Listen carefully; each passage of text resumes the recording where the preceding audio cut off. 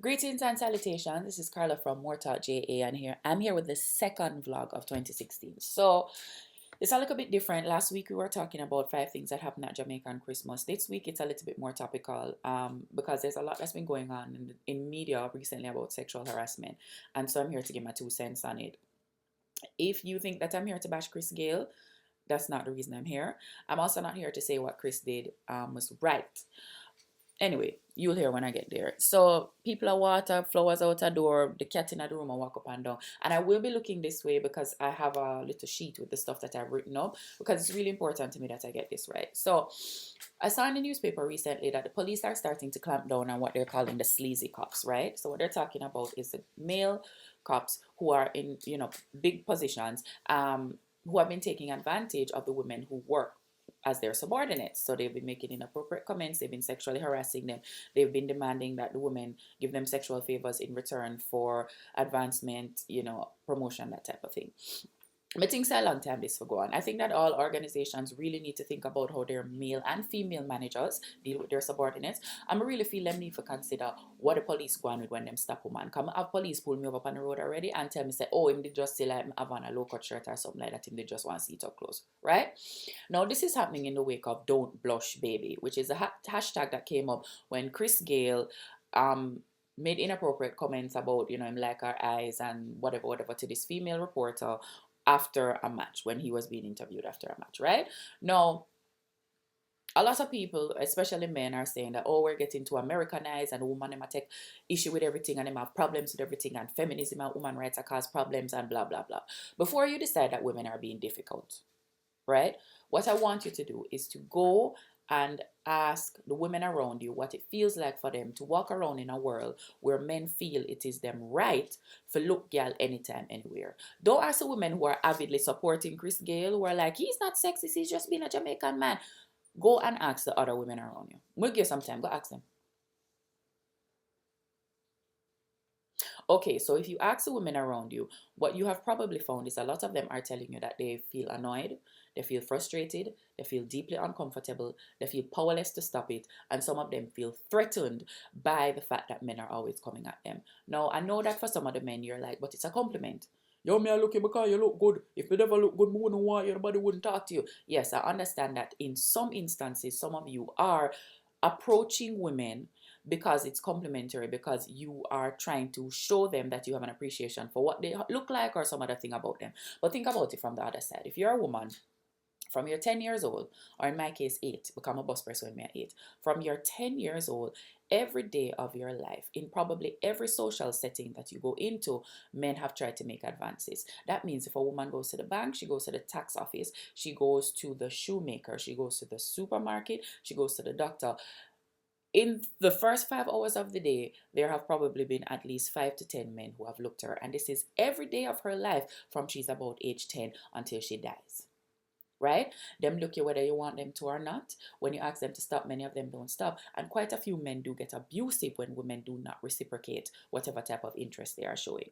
They become abusive and them start tracing and tell you say you're a lesbian, everything that is wrong about your appearance, them start to tell you about it, them start to tell you about how underneath you stay, all of these types of things just because you're not interested.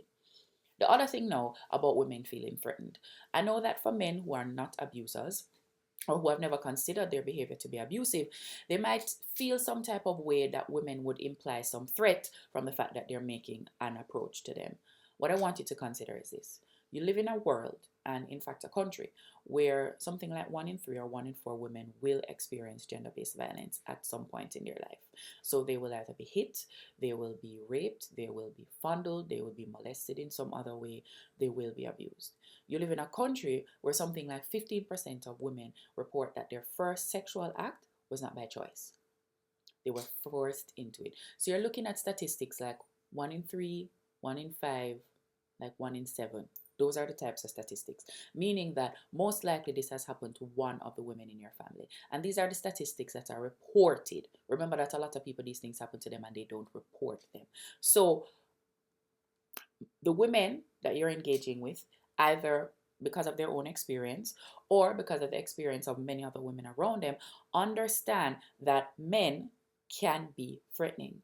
So what it means is that the reality of the situation you're walking around in is that some women do perceive you as threats, and you cannot actually blame them, right? So I know that some people are going to comment and say, well, them are punish the man them because of what other men do. Yeah, it's very likely that some good men are being quote unquote punished for what other men do. But you can also think about it as a safety mechanism. The women are trying to secure themselves against behavior that they know and have confirmed and have probably experienced that men engage in. Right? And in most instances, those activities start from something as simple as, hey, my girl, me like you. Or a man looking them and getting them into some type of intimate situation and then refusing to take no for an answer, right? The other thing that you have to think about is, or the other thing that I know people are going to do is they're going to come under here and they're going to say, well, the woman them do this and the woman them do that and them wear short dress and them what a woman have on doesn't make any difference. So I could just dead that argument now, dead. Right? The other thing is, telling me about women's bad behavior is not going to derail my argument, because I don't live in a world where I think that women are perfect. I live in a world where I know that men and women engage in bad behavior. But telling me about the bad behavior of one is not going to change the bad behavior of the other. So do not waste your time or your bandwidth. I'm not even going to delete the comment. I'm just going to let them languish there and not respond to them. Right? So, men, I think that it's time for you to carry a little bit more responsibility for how you co-create the space that women have to exist inside of, right? If you're one of those men who believe that men are in charge and you're the protectors and you're supposed to be the heads, then you really need to step up and actually do your part in protecting the women around you. You need to become self-aware of the experiences of the women that you're sharing the world with and think about that each time that you approach them. If you're a man who believes that women are your equal, then you actually need to treat them like your equal and recognize that an equal has the right to say no. An equal is entitled to their own space and time. You are not entitled to it. So if you come up to a woman and she's not interested, she's not interested. Make it go on, right? So I know that some men are going to come and say, well, I saw the population I got done, I saw the population I got done, because if man can't look girl, how man I got look girl, how people are going to breed, how I got... But I tell you, say you must not advance. You must not make advances to people. But, all right. I go get a little guidebook. How to know when and when not to look at a woman. One, if the woman is in a professional setting, if she's there to do a job of work, any kind of work, her boss send her there, or she come there of her own volition to do a job of work, no look her, because she never come there to socialize. She did not come there to beg friends. She never come there to look man or woman. Don't look her. Number two, if she's your subordinate, no look her. Because if the woman is your subordinate, if you have more power than her, she probably does not feel that she has the right to say no. Or she feels like if she says no, then you're probably going to try fire her, or you're going to try block her, make sure that she can't get no promotion, you're going to make the situation uncomfortable for her, all of them type of something there. So if she's your subordinate, the power issue is too big. No look her. Number three, if she's walking alone and it's late. If she walk alone down the road, if a woman walk alone down the road, no look her, no run up and be like, hey, oh my girl, I got all them type of something there. Don't do it. Because see, especially if it's late and you're a woman walking alone, having a man, a strange man run up on you, it don't feel good at all. Number four, if she's in a place with limited space, or like she carry things and she can't move freely, don't look her. If the reason you have access to this woman is because she's either entrapped in a space or she's moving slowly so you can keep up with walking with her, please understand that there's nothing good that's going to come out of this, because she's not going to be comfortable with your presence at all. Number five, if she's underage. If she's underage, no look her. Okay, you remember I tell you, say, men have been looking me, men who are my father's and my grandfather's age have been looking me since I was 8. When I have a prep school uniform, now you need to understand, say, I go to St. Helens Prep at Linstead St. Catherine. The school uniform don't look like any other uniform I've seen anywhere else in the country. It is obviously a prep school uniform, and the man them still I look you. Number 6, and this is general. This one underlines all of the other things that I have said. If you make the initial approach and she don't seem interested, no look her. Stop look her. Nobody feel like you're gonna bring her over to your side. No feel like you're gonna get her in a chat to convince her, say, yeah, you're the man for she and whatever like that. Because that's the thing about the situation with Chris. When Chris started talking to that woman, it was obvious that woman was not interested in that way. But for now, tell her about him and carry her out for dinner and don't blush baby and all them type of something there. It's obvious she had no interest. Use that as your marker. If you make an initial approach to a woman and her face is not giving you any type of positivity, quit. Don't look her, right? No, am I saying that men shouldn't court women? Am I saying that people shouldn't court each other? No, people need to court each other. That's how we end up getting together, right? And in my personal opinion, the Jamaican man's ability to drop lyrics is par none. It's probably one of our underutilized exports. If we could find a way to bottle up some of the lyrics that where Jamaican man drop and sell that, I feel like so we could have like get out our national debt and him something there. What I am saying is that we need to become more serious about boundaries, about when is the time, when it is that women are actually interested in some of these things that men are doing, and about women's autonomy. The fact that this is hers. This space is hers. If she don't want you in it, physically, mentally, emotionally, spiritually, it is not your place to force your way in, and you don't have a right to it. It is not your right to look a woman. It's your privilege if the woman will allow you, just that it is anybody's privilege when another person will allow them to share their space in any way. But it is not your right and not your duty to look a woman. And we need to change some of this messaging that we're giving to our boys, that tell them that if women are around and them not look them, something is wrong with them, that is undermining their manhood. You don't have to look every woman that you encounter. It's not your responsibility, it's not your duty, and nothing is wrong with you if you don't do it. And you don't have to force the woman to come over to your side because she has the right to say no. Finally, on the issue of Gayle, because I think this started out as an issue around sexism, but it's quickly transgressed into an issue around racism. He's been fine. He's made his half-ass apology, because Gayle, can we talk about that? It was a half-ass apology. He has faced whatever social sanction that he needs to face.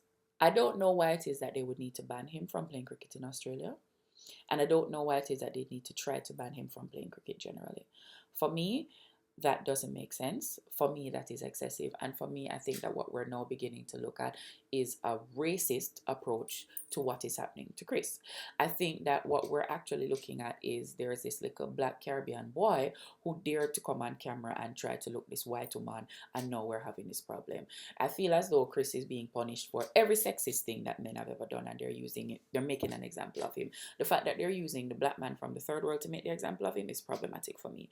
So to my feminist friends who are reading this situation, I would encourage you to broaden the scope of your reading. Yes, he made inappropriate comments. Yes, he needs to face sanction for it. Yes, men need to learn that it's not okay for them to do this. But the level of punishment that you're asking for, or level of punishment that's being meted out to him, does not match the crime. Right? So I just want all of us to remain cognizant of those things. Men, get an act together. Get an act together. Fix up on yourself, I don't know, drop on a shoelace, whatever like a saying them what people use when they tell you to get your act together. Get your act together and start to act right in relation to women. Recognize the world that women are actually walking around in, and please recognize that at some point, women's feeling of safety have to become more important than your own desire to grab a girl, right? Everybody else who's watching this situation play out, please pay attention to all of the different aspects of this. Yes, we need men to face some type of sanction for inappropriate behavior, but let's really look at this. All right, anyways, you know where to find me. You can follow me on Instagram, More Mayhem, and at Motivation. I got 2 accounts now.